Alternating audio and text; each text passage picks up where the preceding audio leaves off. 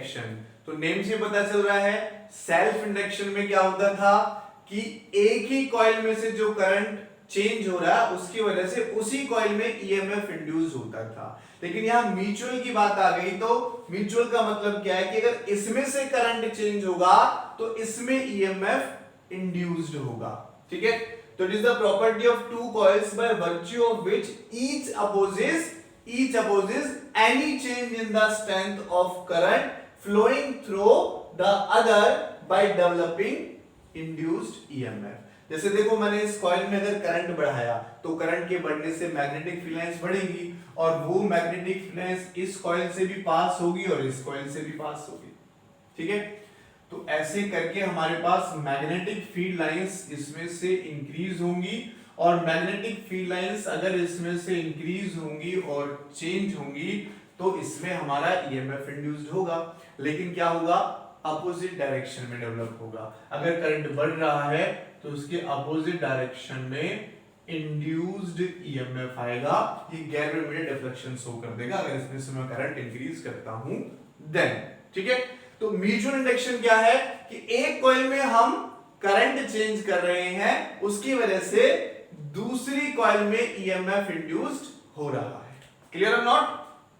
ठीक है, तो ये म्यूचुअल इंडक्शन है। अब हम कोफिशिएंट ऑफ म्यूचुअल इंडक्टेंस कर लेते हैं।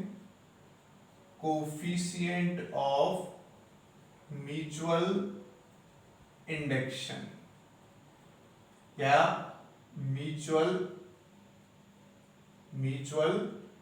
इंडक्टेंस भी कह देते हैं। जैसे सेल्फ इंडक्टेंस था, बिल्कुल अप्रोक्सीमेटली वही चलेगा। अगर देखो इसमें मैं एक करंट बढ़ाता हूं तो इसमें जो फ्लक्स चेंज होगा वो डायरेक्टली प्रोपोर्शनल हो जाएगा। ठीक है, अगर मैं फ्लक्स बढ़ाता हूं तो जो करंट बढ़ाता हूं तो जो फ्लक्स है वो डायरेक्टली प्रोपोर्शनल हो जाएगा। तो मैं लिख सकता हूं कि phi is directly proportional I. Phi is directly proportional I के होता है। इस प्रोपोर्शनल को हटाने के लिए कांस्टेंट लगाते हैं एम आई। वहां पर क्या लगाते थे, एल लगाते थे, यहां पर एम लगाते हैं। तो वेयर जो एम है वो है मेरे पास कोफिशिएंट ऑफ सेल्फ नहीं है, म्यूचुअल है, तो कोफिशिएंट ऑफ म्यूचुअल इंडक्शन या म्यूचुअल इंडक्टेंस। ठीक है, तो अगर ईएमएफ निकाला जाए, ईएमएफ इंड्यूस्ड कि इस वाली कॉइल में कितना ईएमएफ इंड्यूस्ड होगा, तो आपको पता है E equal to minus d phi by d t होता है, यानी minus d by d t, और फाई की वैल्यू क्या आई बच्चों, m इंटू आई आई। तो E इक्वल टू हो जाएगा m हमारा बाहर D I by d T. इतना ईएमएफ इसमें डेवलप हो जाएगा। अगर मैं एसआई यूनिट की बात करूं तो एसआई यूनिट इसकी एम की भी हेनरी ही होगी, एसआई यूनिट हेनरी होगी। ठीक है, और डायमेंशनल फॉर्मूला और जो जिन यूनिट्स के इक्वल होगा वो अप्रोक्सीमेटली सेम होंगे जो हमारे पास सेल्फ इंडक्शन के होते थे। ठीक है, तो एक कोफिशिएंट ऑफ म्यूचुअल इंडक्शन और म्यूचुअल इंडक्टेंस मैंने निकाला। अब यहां पर एक डेरिवेशन और आता है, mutual inductance of two coaxial solenoid. Mutual inductance यहां पर m से दिखाया है, ये ध्यान रखेंगे।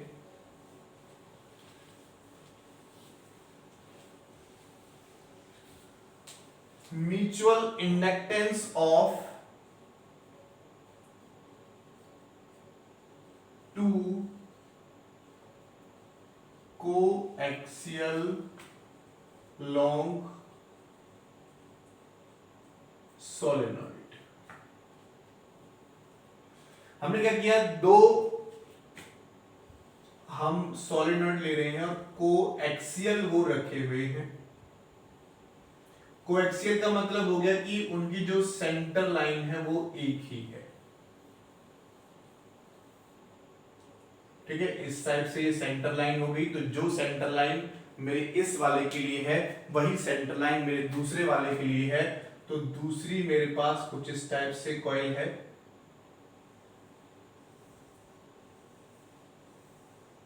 इसका एरिया थोड़ा सा मैं ज्यादा लेकर चल रहा हूं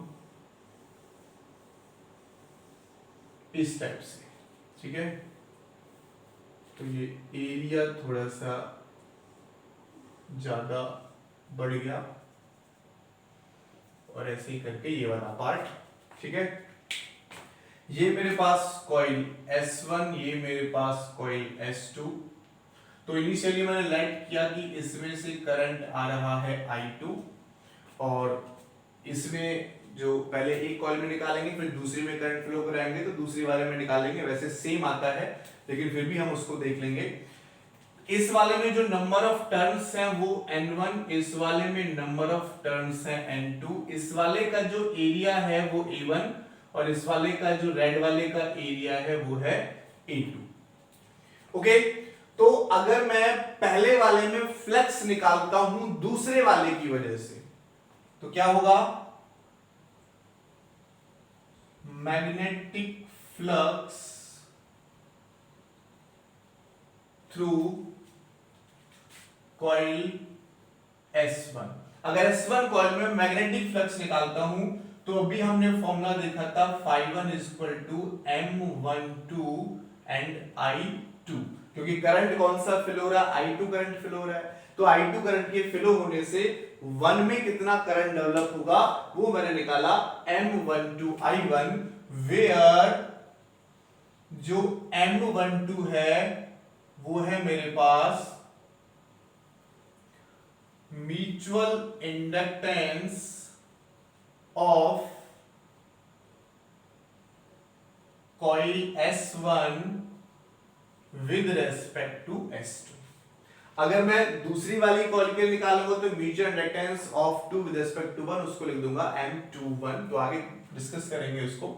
अभी देखो, अगर मैं मैग्नेटिक फील्ड निकालूं, निकालते हैं यहां पर मैग्नेटिक फील्ड इन S1, तो S1 में मैग्नेटिक फील्ड कितनी होगी, देखो मैग्नेटिक फील्ड निकालने का फॉर्मूला यानी B2 ही आएगा क्योंकि I2 करंट की वजह से डेवलप होगी, ठीक है।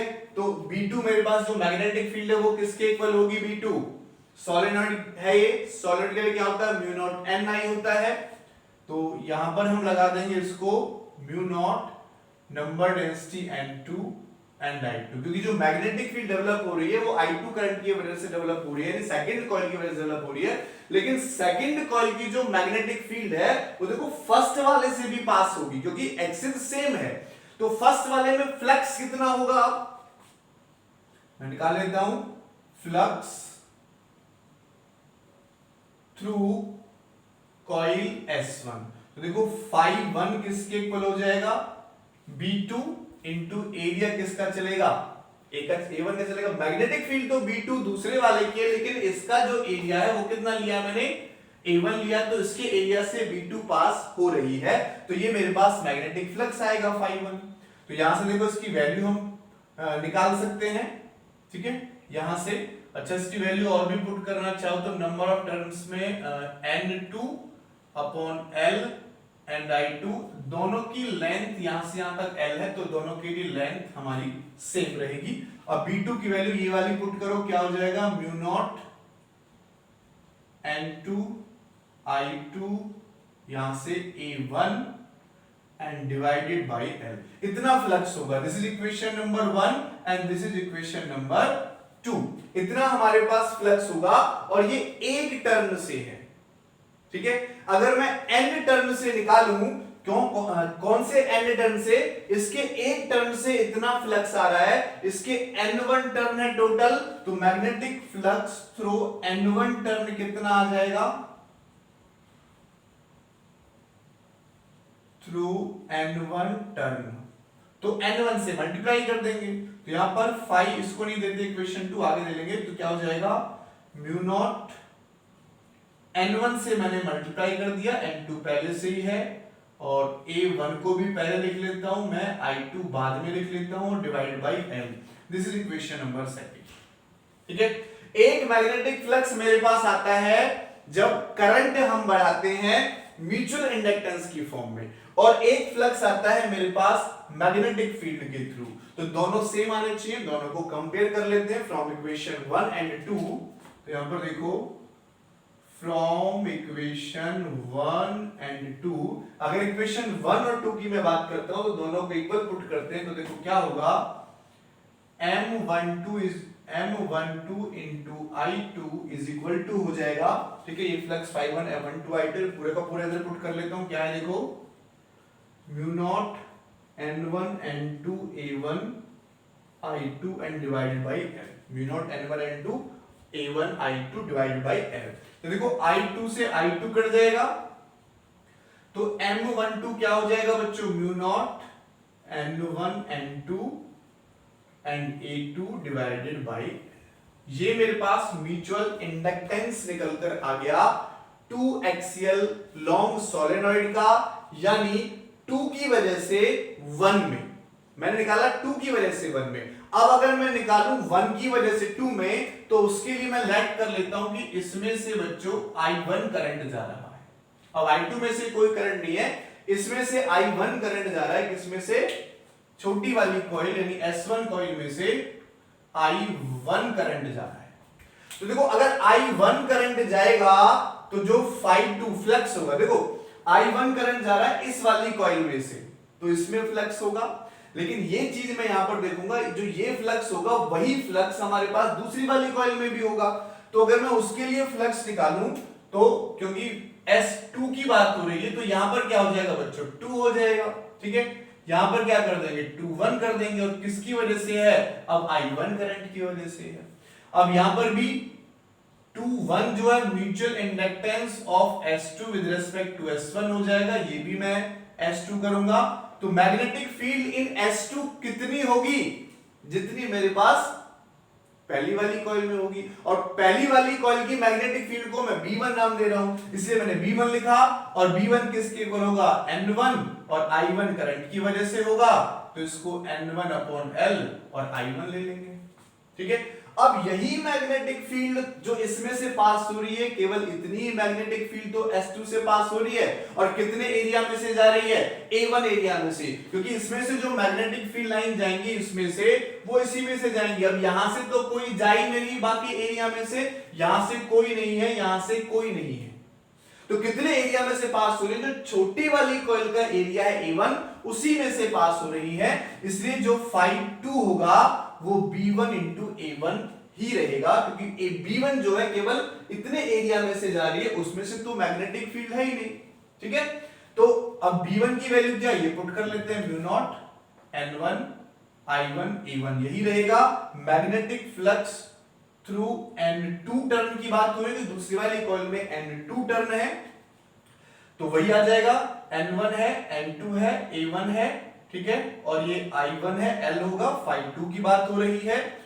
नाउ फ्रॉम इक्वेशन 1 एंड 2 से मैं करता हूं, फ्रॉम इक्वेशन 1 एंड 2, तो ये क्या लिखा जाएगा बच्चों, 2 1 लिखा जाएगा, ठीक है, और ये I1 ऐसे ही 1 2 I1 ये हो जाएगा, तो I1 से I1 कटेगा, तो देखो अगर यहां से मैं M21 की वैल्यू भी देखूं, तो mu naught N1 N2 A2 upon L, तो देखो दोनों के लिए सेम आ रहा है, mutual inductance of 2 coaxial long solenoid, दोनों के लिए क्या आ रहा है बच्चों, सेम आ रहा है। क्लियर और नॉट, ओके। अब एक न्यूमेरिकल देख लेते हैं इसके बेस पे, न्यूमेरिकल देख लेते हैं। ये दो कॉइल हमें दे रखी हैं, ठीक है, ये दो कॉइल जो दी हुई हैं, वो दोनों कॉइल मैं यहां पर लेकर चल रहा हूं। हमसे कहता है कि जो ये प्राइमरी कॉइल है, ये वाली प्राइमरी कॉइल, और इसका जो रेजिस्टेंस मुझे दे रखा है वो 20 ओम दे रखा है, और जो दूसरी वाली है वो सेकेंडरी कॉइल है, तो इसको मैं P लिख दूंगा और इसको मैं S लिख दूंगा। तो ये मेरे पास जो रेड वाली है वो सेकेंडरी कॉइल है, और सेकेंडरी कॉइल का जो रेजिस्टेंस है वो दे रखा है 5 ओम। क्या दे रखा है बच्चों, 5 ओम, और कहता है कि इन दोनों के बीच का जो म्यूचुअल इंडक्टेंस है M, वो मुझे दे रखा है 0.5 हेनरी। कितना दे रखा है, 0.5 हेनरी। यस, और क्वेश्चन में पूछता है to generate the current of, क्या क्वेश्चन है बेटा हमारा? To generate the current of 0.4 ampere in secondary coil. To generate the current of 0.4 ampere in the secondary coil, what rate current in primary must be changed? कहता है what rate current in the primary must be changed. इस primary coil में मैं कितना current with respect to time change करूं कि दूसरे वाले में जो करंट की वैल्यू है 0.4 एम्पियर आ जाए। तो ये हमारा क्वेश्चन है।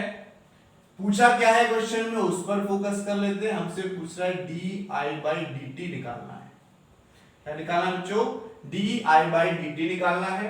हमें m की वैल्यू गिवन है, कितनी दे रखी है? यस, इधर दे रखी है 0.5 एम्पियर और रेजिस्टेंसेस हमें यहां से गिवन है। ओके, तो देखो ईएमएफ निकालने का फॉर्मूला क्या होता है? m di/dt होता है। तो मुझे क्या चाहिए बच्चों? di/dt चाहिए। तो ये क्या हो जाएगा? E/m आ जाएगा। E क्या? वोल्टेज तो है, ओम्स लॉ से वोल्टेज क्या होता है? Current into resistance. करंट कितना चाहिए? 0.4 और दूसरी कॉइल का रेजिस्टेंस कितना है? 5 और m की वैल्यू कितनी है बच्चों? 0.5। तो 10 कितना हो जाएगा?